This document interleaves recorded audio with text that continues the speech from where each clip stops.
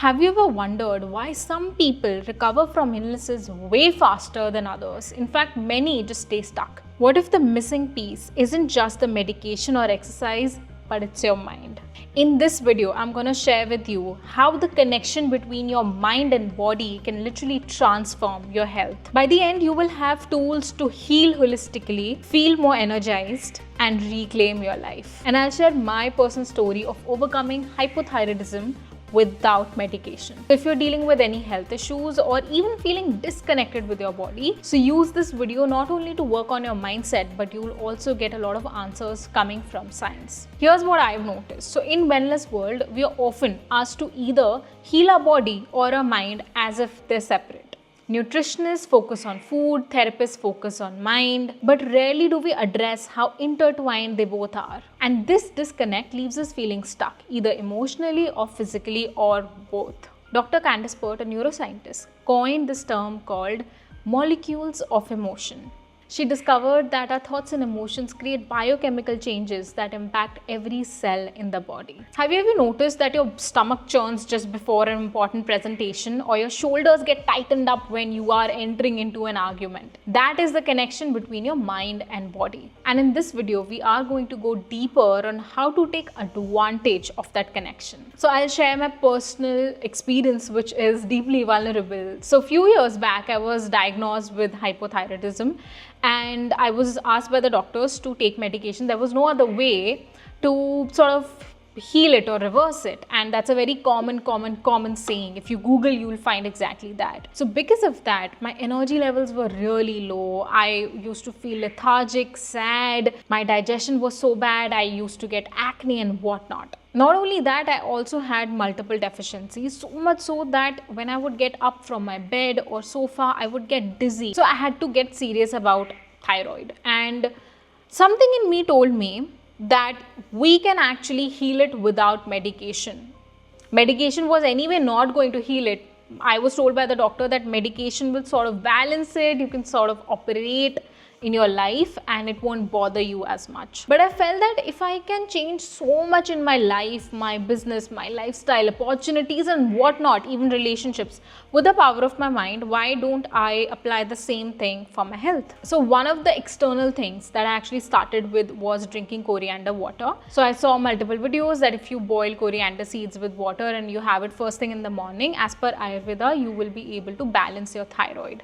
Now here I say this was more external because I was attached to this as a solution. Like, this will get me my result. So I was actually very positive that it will give me result. It has to give me result. And I checked myself again. In 3 months, it actually grew. It increased. My thyroid levels increased. So I was highly disappointed. But then that moment I knew that I need to change my strategy, number one. Number two, I got to surrender and let my intuition guide me. What is this all about? Because I know that everything that is getting manifested in the body is actually an outcome of something more emotional and energetic. So I really wanted to get to the root of it. I was fully convinced of how our thoughts have complete impact on our body when I was maybe around 20 years old. I went to an ashram in Kerala. Very intuitive decision. It was a very secluded place. And in the first evening, we were shown this documentary. It's a very popular documentary. It's quite old as well, done by this Japanese researcher who wanted to check why is that some crystal formations of frozen water are different than other. What is really in play that is impacting the formation? What he did was he also wanted to check the impact of thoughts on water. So what he found out was the water crystals that were exposed to positive thoughts had beautiful formations, versus the ones that were not. The ones that were exposed to negative thoughts were all distorted and ugly. They didn't have a proper formation. And what conclusion I drew from that was, we are made of 70% water. So imagine every thought is impacting 70% of our body. I didn't have to do anything. That moment, something just clicked in my mind and I got hyper aware of what thoughts am I thinking. That experience was pivotal enough for me to get really present with the thoughts that were running in my mind, and for me to keep pivoting them into something that is fruitful to me. As simple as that. So that experience actually played a very positive role in me healing my hypothyroidism.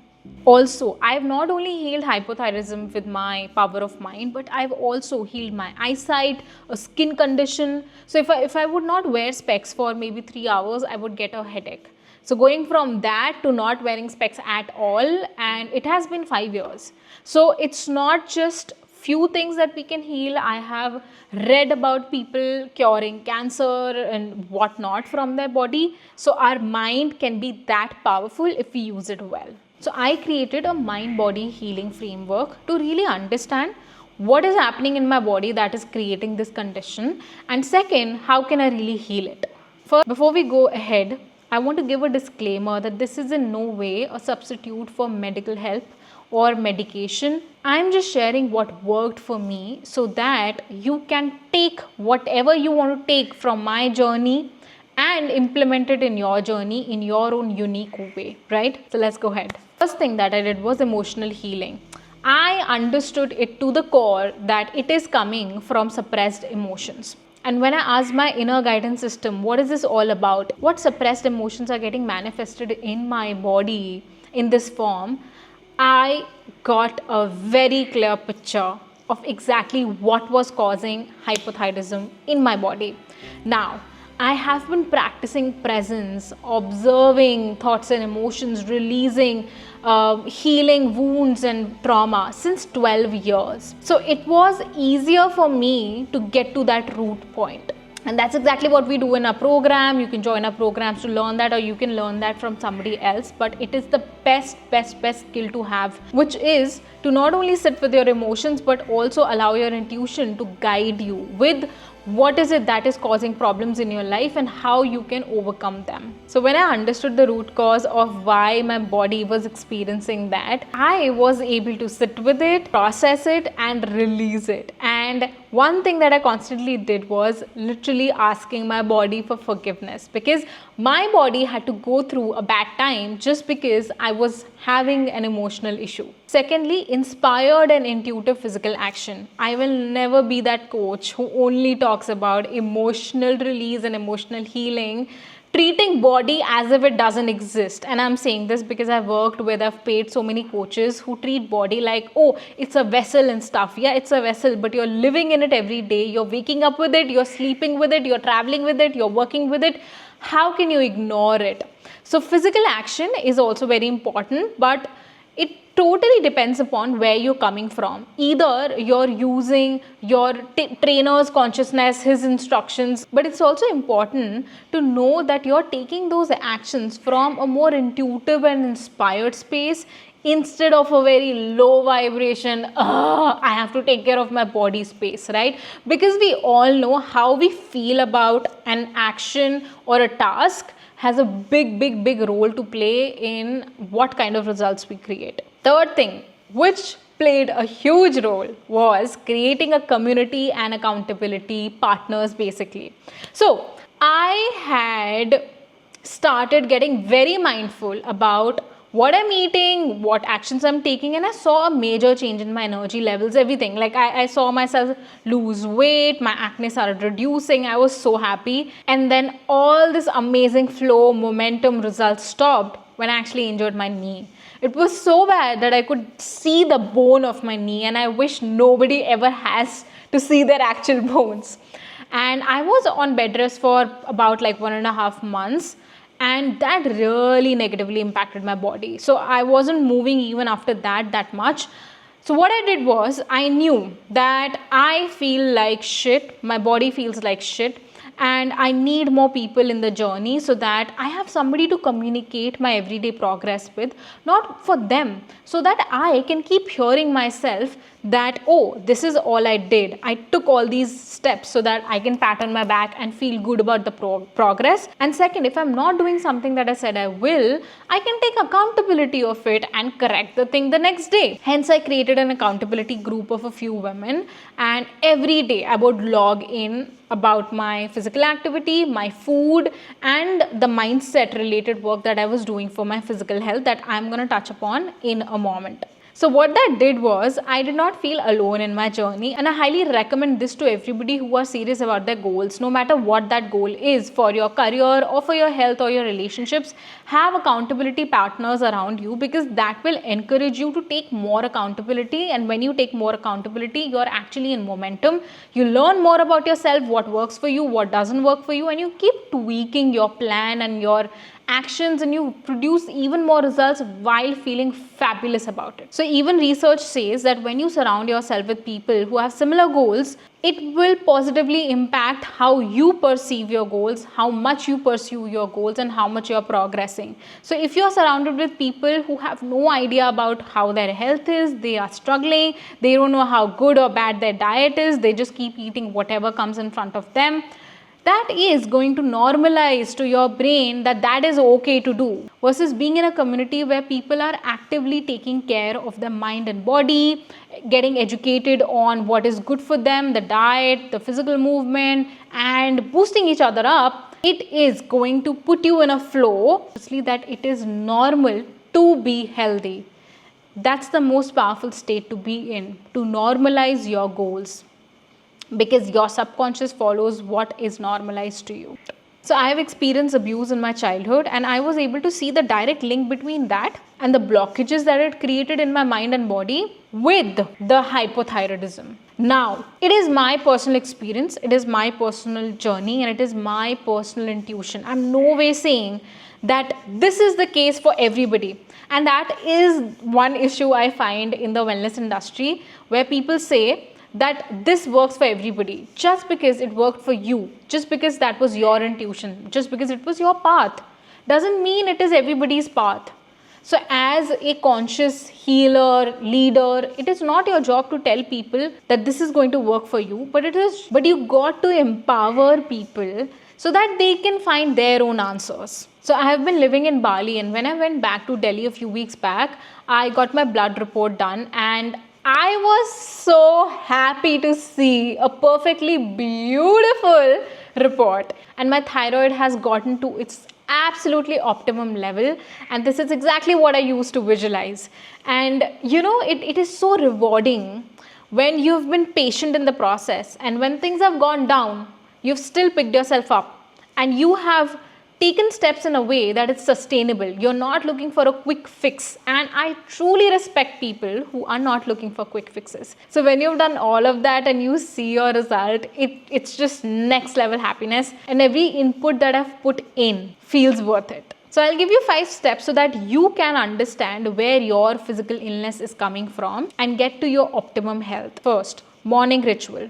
The first hour of when you wake up is the most important hour of your day, because you are most susceptible to your own suggestions. Hence, take full charge of that 1 hour and use that to put new seeds in your mind and to nurture them. So what I would suggest is journal for 5 to 10 minutes, not more. If you have more time, sure, go ahead and write everything that you are grateful for, and write everything that is working out in your life. That will put you in a mental state that will remind you that everything always works out for you, and so will your physical health. And in that 1 hour, also do one physical activity for sure. So if you're in a lazy state and you're not at all habitual of moving, that's all right. Can you do 10 minutes of yoga? Can you do 10 minutes of walk? Can you do 10 minutes of dancing?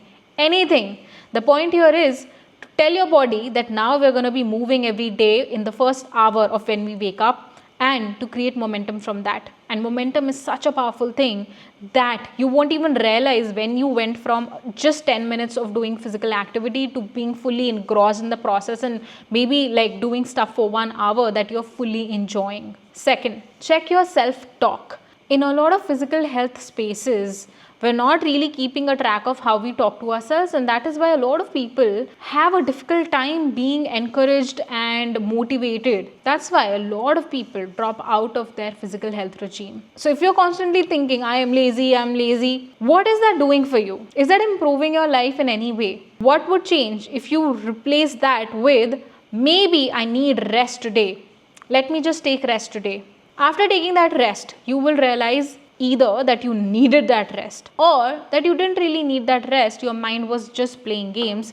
So the next time you think I'm lazy, you will have a bit more information about yourself so that you can take a better decision. So stop the self-hate Become a team member for your own self, and then you will see massive changes in how you think, act, and the results you're producing. Third, emotional check-ins. Every day you got to make a habit of checking with yourself. What is my emotional state like? When did I feel heavy? When did I feel light? When did I feel heavy? When did I feel light? So that you're not only taking care of your external actions, but you're taking charge inside out. For example, when you know that when my mom calls me to discuss my marriage, for example, it triggers me, my cortisol levels go up, I felt tensed, I felt stressed. What you will do is, now that you know your mind affects your body, you will take more charge of that scenario. First of all, you will work on releasing those triggers, right? They're coming from somewhere, and that's exactly what we work on in our program. So if you want any more information, the link is in the description.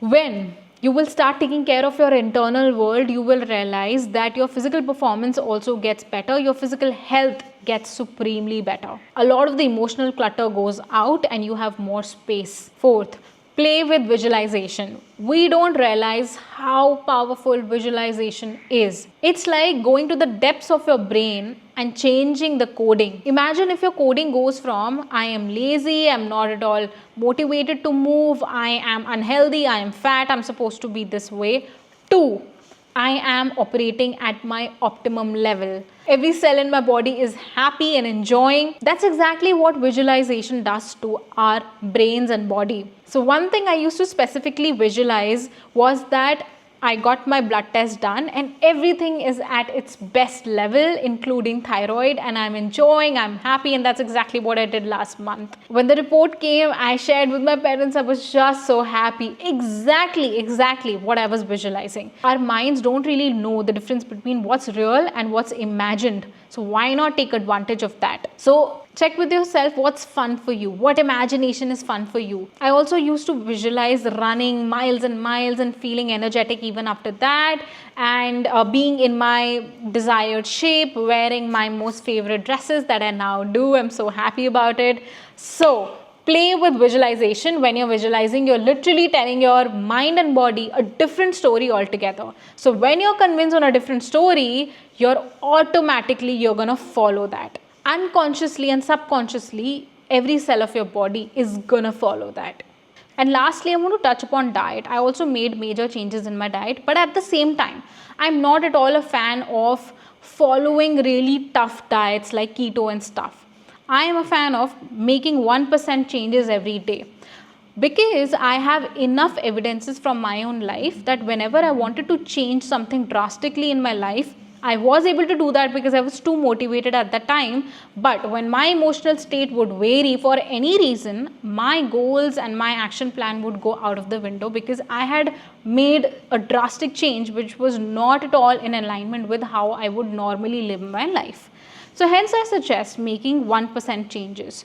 And check with yourself what's exciting, what's joyous for you. So what I started doing was I started reducing carbs just a little. I did not go fully off carbs, right? And now I hardly have any carbs, just because I was reducing it so slowly that over the time it's almost negligible, right? I started taking care of my protein intake, and I started reading and learning more about Ayurveda. So now I take ashwagandha and moringa tea in the morning. I add some lemon to it, and it really suits my body, right? And again, that was also a very intuitive decision. When you're doing all of this work, the steps that I shared with you, your intuition will start guiding you, and it will be even more fulfilling and satisfying for you to work on your health. So remember that healing is not a journey of perfection, rather it's a journey of progress. Your mind and body are designed to work together. You just have to nurture that connection. If you want to take this deeper and you are committed to your goals, including your physical health goals, then my Power Group program offers a space where you can align your mind, body, and actions. It only has 4 slots, hence so you can inquire about it through the link in the description. And remember that the smallest shift in your thoughts and emotional state can create a big ripple in your life, including your physical health. So whenever you're discouraged or feeling low, know that the smallest of the changes that you're making are producing huge results in your life that you may not be able to see it right now, but you will very soon. Hence, stay consistent and trust the process.